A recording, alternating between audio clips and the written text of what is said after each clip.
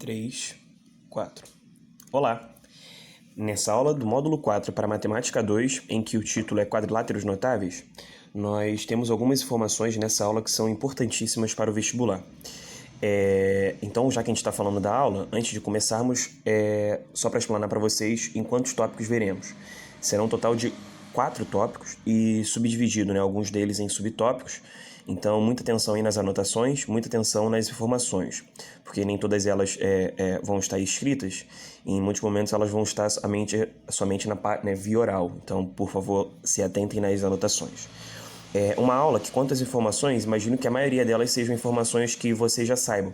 Então, talvez alguma anotação ou outra seja mais importante. E ainda assim, tem um momento da nossa aula, que ele vai ser também dividido entre os tópicos, que é justamente para que a gente exercite essas questões, Bom, um outro aviso também é quanto à importância. Justamente por conta dos quadriláteros, serem figuras bastante presentes no nosso dia a dia, talvez seja uma das explicações de, por exemplo, provas como a do Enem, cobrar bastante, Ter sempre todos os anos ali uma questão, até mais do que uma, relacionadas a quadriláteros.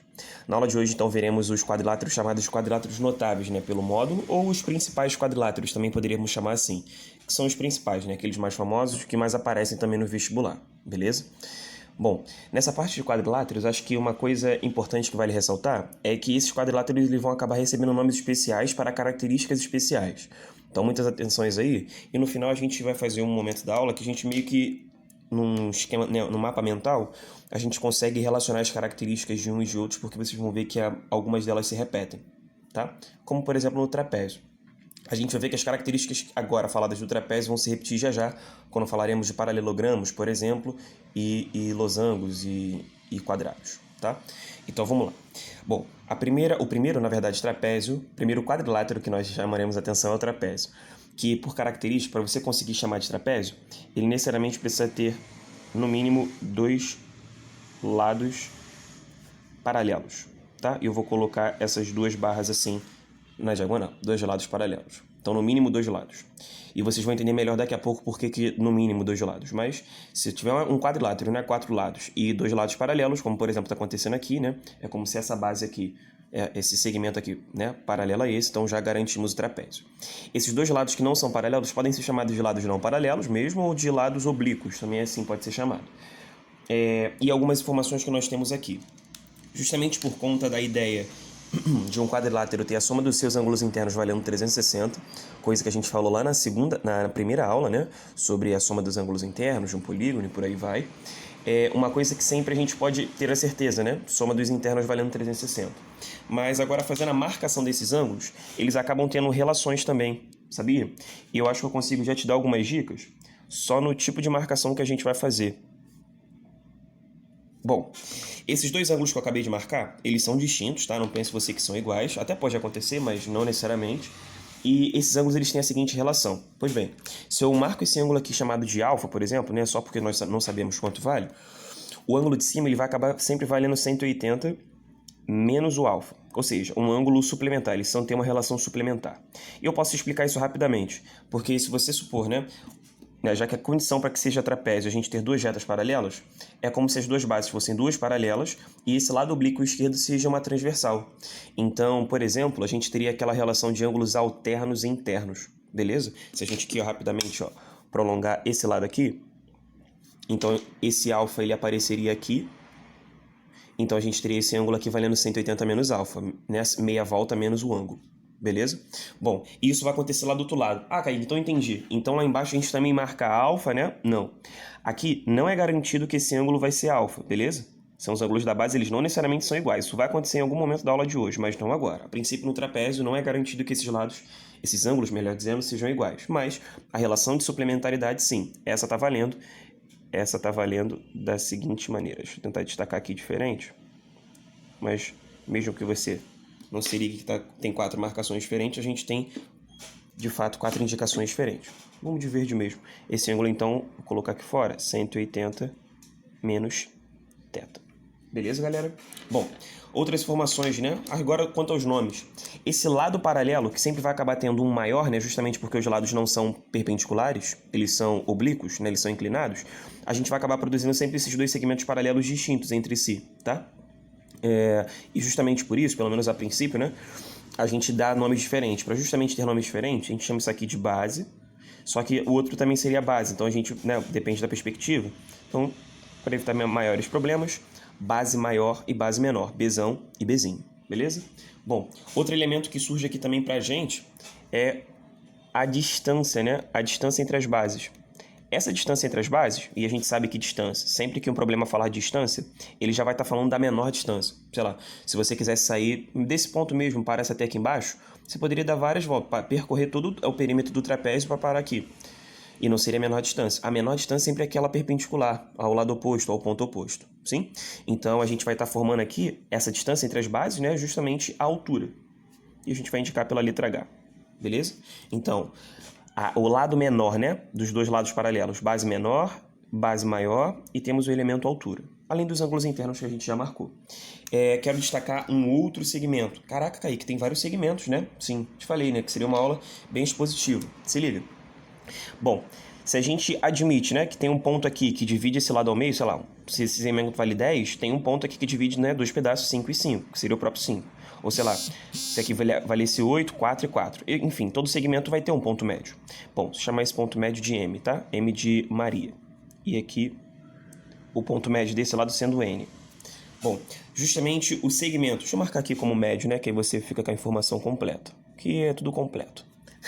Então, se a gente quisesse saber o nome da distância, por exemplo, entre esses dois pontos médios,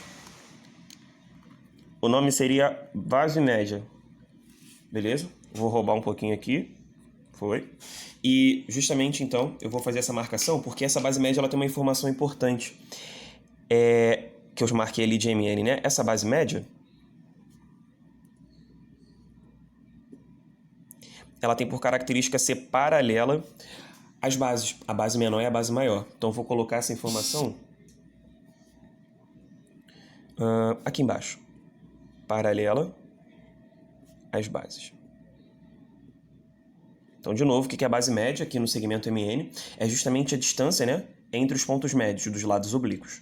Tudo bem? E essa base média sempre vai valer, né, sempre vai valer não, sempre vai acabar sendo paralela aos lados da base. Beleza? E aqui tem uma demonstração, inclusive, interessante, caso você queira saber, né, como é que a gente, né, acha a base média, ou melhor dizendo, como a gente calcula a base média, a gente tem um cálculo que já a gente vai falar sobre ele. Tudo bem? Bom, ainda assim, como a gente está falando de base, faz o seguinte, mudei de ideia. Eu vou falar agora sobre esse cálculo da base média, que a gente já não perde o ensejo. Bom, como a gente pode calcular e obter o valor da base média?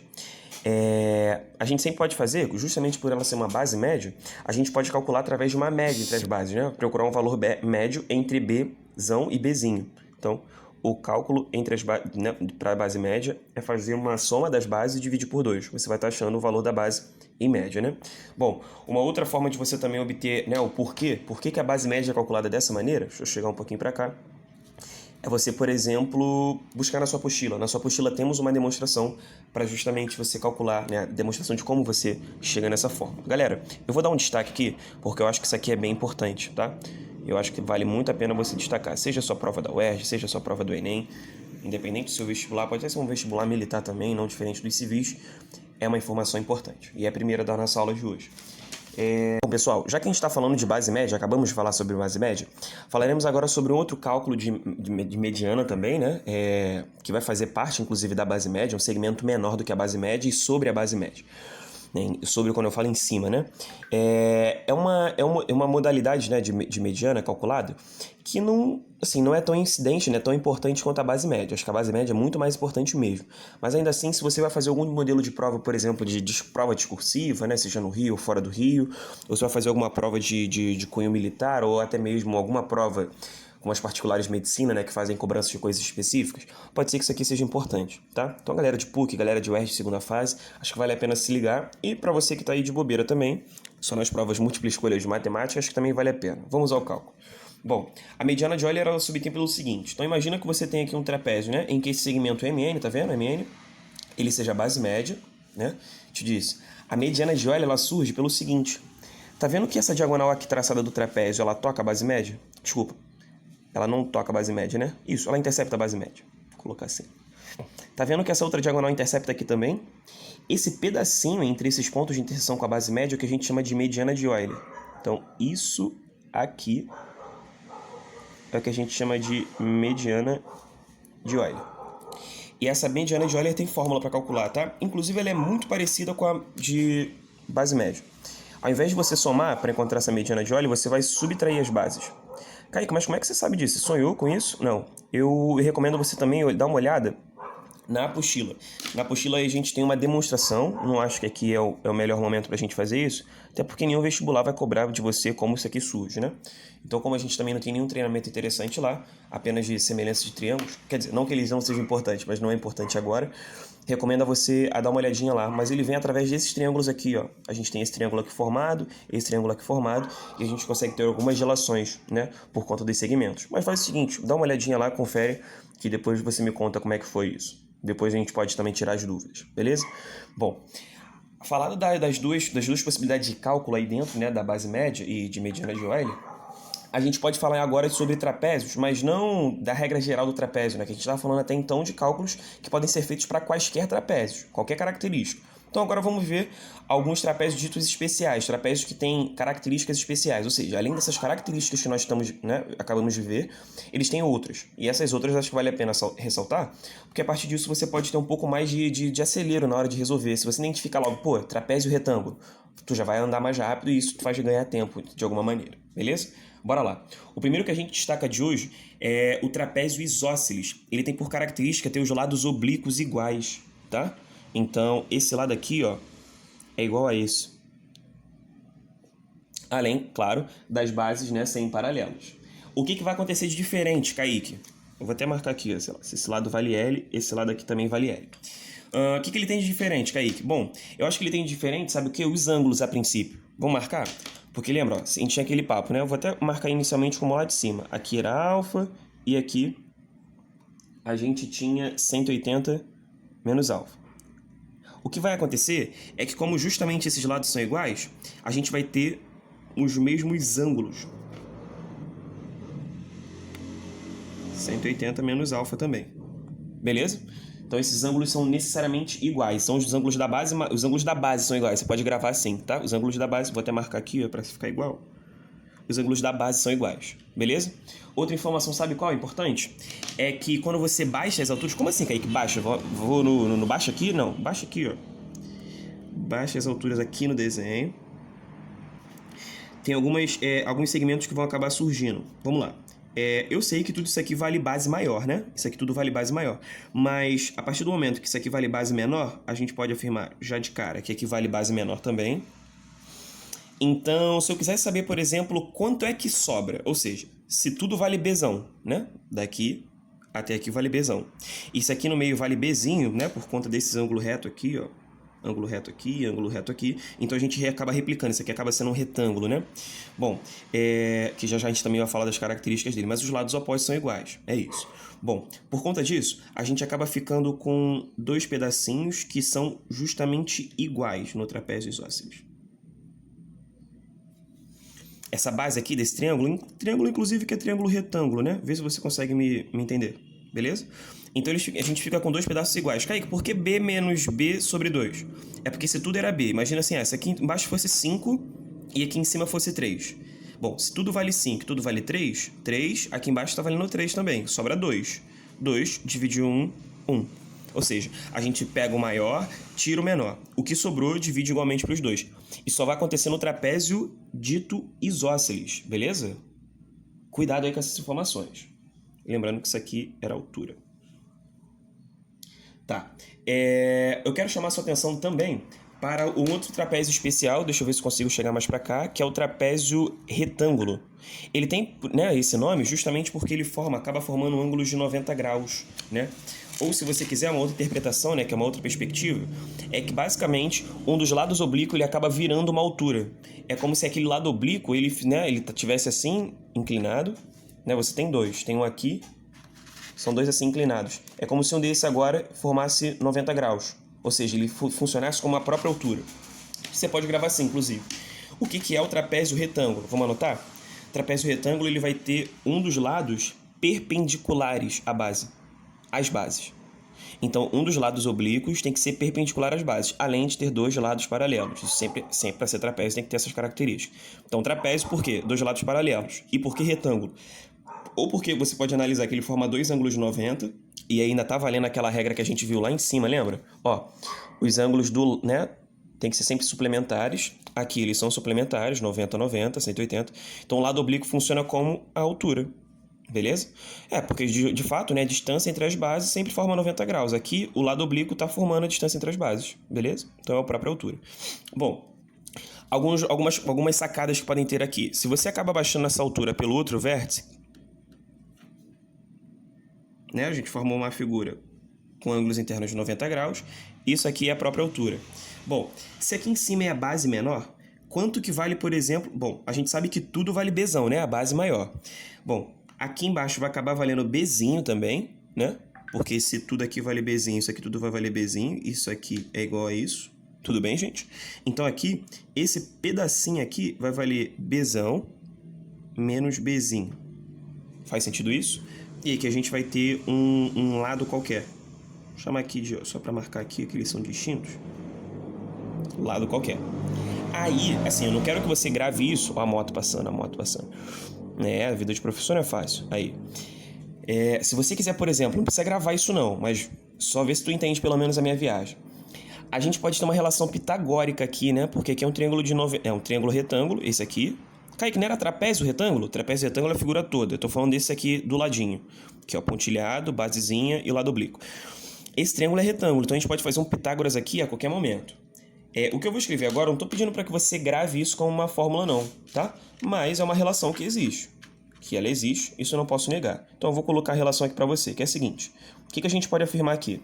Que sempre o lado oblíquo, ele é igual a h ao quadrado, mais bzão menos bzinho, isso tudo ao quadrado também. É um Pitágoras, tá?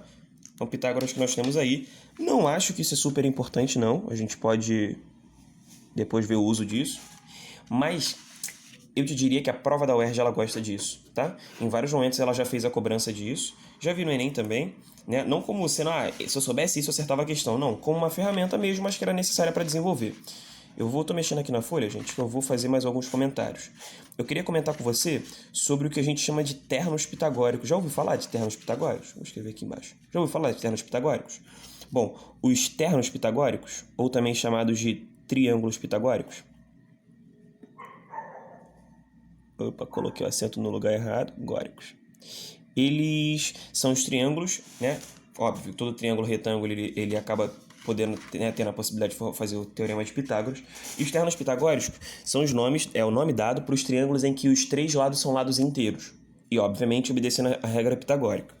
O famosão da galera, é o 3, 4 e 5, tá? Então, ou seja, se você tem dois triângulos com lado... se você tem um triângulo retângulo em que um lado vale 3 e outro lado vale 4, a hipotenusa vai valer 5. Esse é o mais famoso, aparece direto assim. A rodo. Bom, um outro que também é famoso é o 5, 12 e 13. Aí você fala assim, Kaique, mas por que a gente está falando de triângulos agora justamente na aula de trapézio? É porque me lembrou esse triângulo retângulo aqui. E na maioria das vezes tem sempre uma relação pitagórica nesse triângulo. Vai por mim. Se aparecer um triângulozinho aqui no cantinho do trapézio, muito provavelmente ele vai ser um terno pitagórico. Não é garantido, não estou falando isso, mas é muito provavelmente. Então eu te falo mais um famoso. Aí na ordem de fama, tá? Esse aqui é o mais, esse aqui é o médio. Eu diria que tem esse aqui também, 8, 15, 17. Tem o outro que eu lembro também, que é o 7, 24, 25. Tem o 20. Aí são vários, tá? Você pode inclusive pesquisar isso depois na internet. Quais são os ternos pitagóricos existentes, tá? Tem vários. E aí a gente tem sempre três lados inteiros. Galera, uma coisa por favor, tá? Sempre o maior lado de um triângulo pitagórico é a hipotenusa. Sempre o maior lado vai estar oposto a 90 graus. Oposto a 90 graus sempre é o maior lado, tá? Sou chato, vou repetir. Sempre o maior lado de um triângulo retângulo é o lado oposto a 90 graus. É justamente porque é o maior ângulo. E aí o maior ângulo vai ter a maior abertura, então o lado oposto tem que ser o maior mesmo. Beleza? Tá. Então, a partir disso, eu vou pedir para que você dê uma olhada nas seguintes questões. Então, quando aparecer o número da questão aí, dá um pause, tenta fazer, daqui a pouco a gente volta. Valeu!